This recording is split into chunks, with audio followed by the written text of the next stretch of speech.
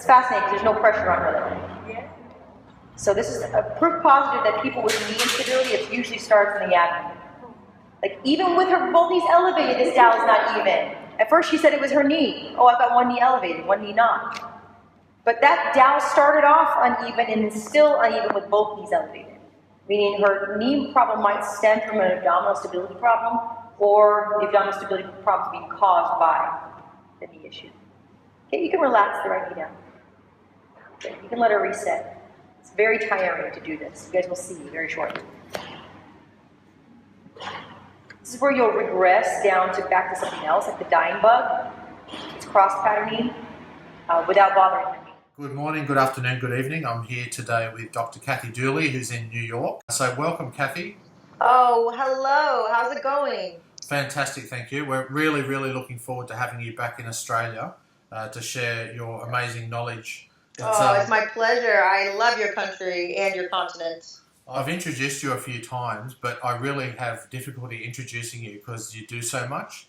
So I was going to ask you this time, if you were me, how would you introduce you? Oh my goodness, that's mean, Jeff. If you're in a third person.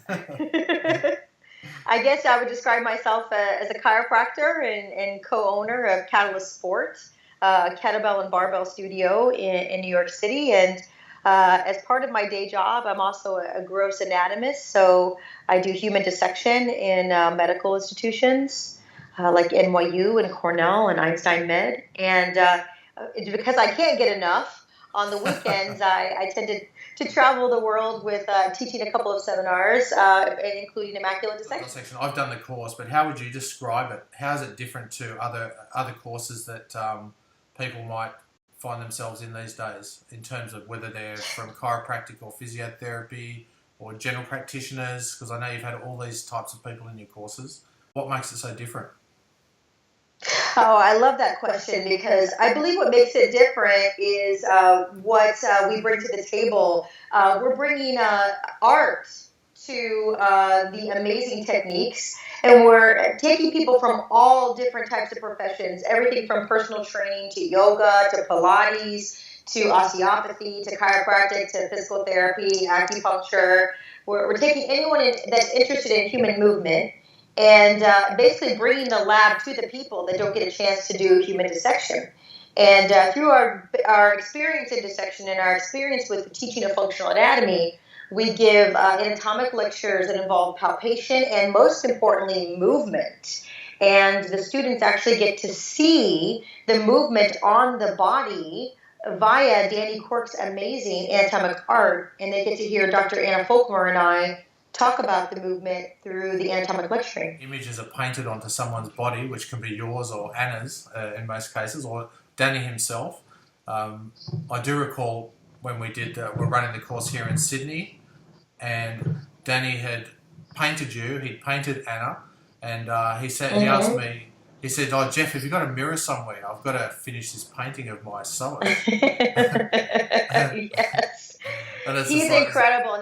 Not only does he paint on other people, and he does it in record time, he's phenomenal. With his own technique that he's basically formulated for himself and is not quick to share because, he did it himself, and it's amazing. I've never seen anything like it, this level of detail of his art. And yes, he does paint himself. I don't even know how he does this. He's incredible. But we've worked together for several years now, and every time we do our version of a dissection of the thoracolumbar fascia, a big part of ID core concepts, everyone stops and their jaw is just dropped. Mm-hmm. It's phenomenal. We're so fascinated by the anatomy, but we want to bring the lab to the people because it's messy and the cadavers don't move and the relationships get destroyed of palpation and movement when you go to a lab. And nothing against the lab. I love the lab. It's just got its limitations. And one of my favorite stories of meeting and working with Danny and Dr. Folckomer was when they came to audit my course for a DPT school. The students were dissecting the medial and lateral compartments of the forearm, and Danny was painting Anna, and they left their dissections to come look at Danny painting on Anna and watching it move. So even if you do have access to a lab, my students preferred watching Anna move with Danny's painting.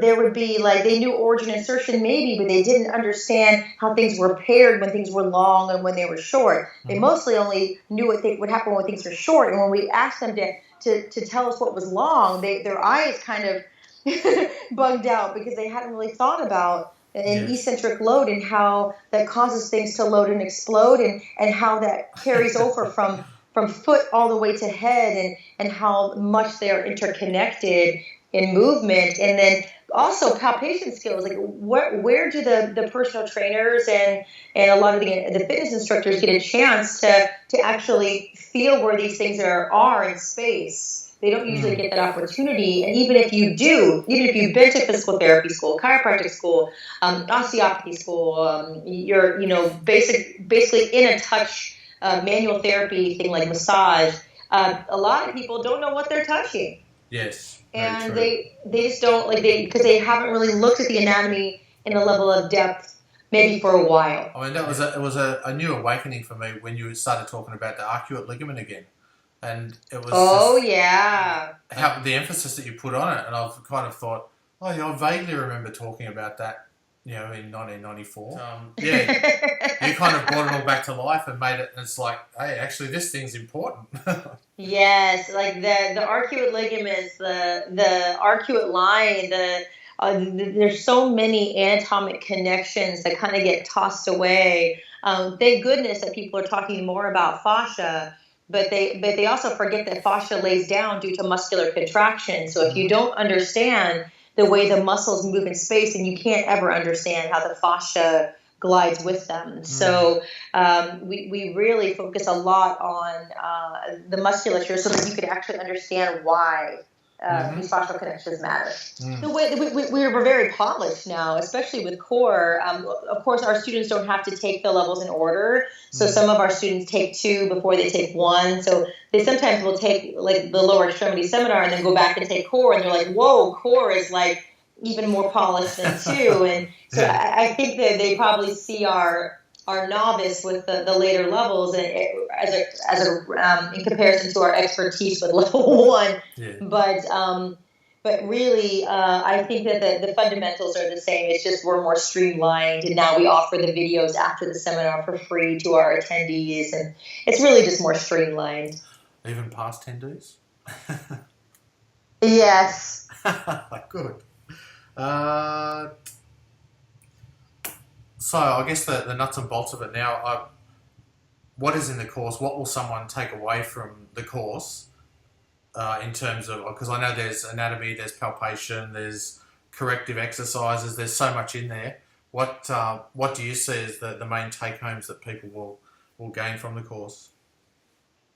I can tell you the feedback we get. I thought that people would love the manual the most because it's original art with clinical pearls, with the discussion on palpation points and all the corrective exercises in this manual. But the feedback that I get mostly from the students is the fact that they love the Vimeos. They love the fact that they can watch the seminar anytime they want, and they just need to hear things over and over. They love that part. They also love our Facebook page where they can ask questions and we can help them troubleshoot. That's been wonderful. For each of the levels, we have a separate Facebook group page, and they tend to really like being able to ask questions and for us to guide them through things and start discussions. I think that what we would love for you to take home from the course is a new perspective on functional anatomy, to look at things in patterns more, to look at things as how the foot affects the hip, or how the shoulder girdle itself manages its entire stability through the scapulothoracic joint and the connections with core.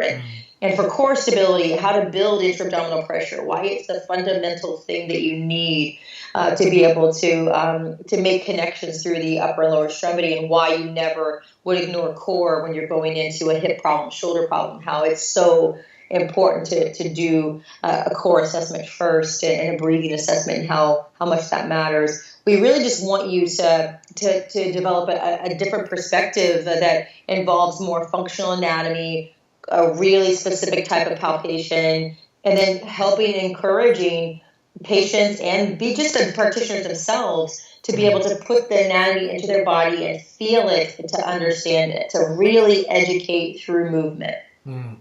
Yes, very, very true. So you touched on it a little bit earlier. Who's the course for? And it's pretty much anyone it's basically involved. anyone. I don't want anyone to ever feel intimidated by anatomy, and I think that students they get really scared when they have to study it, and so they just never learn it. They start to learn it, and they're like, whoa, this is too overwhelming, and they put the atlas away, or they put the apps away, and they just never commit to it. And we want to see that end, because my mentor, Dr. Ralph Gurr, he was a general surgeon, and he knew his anatomy backwards and forwards. He was not a gross anatomist per se. He was a surgeon, but he talked about how many surgeons didn't know their anatomy and how it actually cost people treatments. It really affected people's outcomes.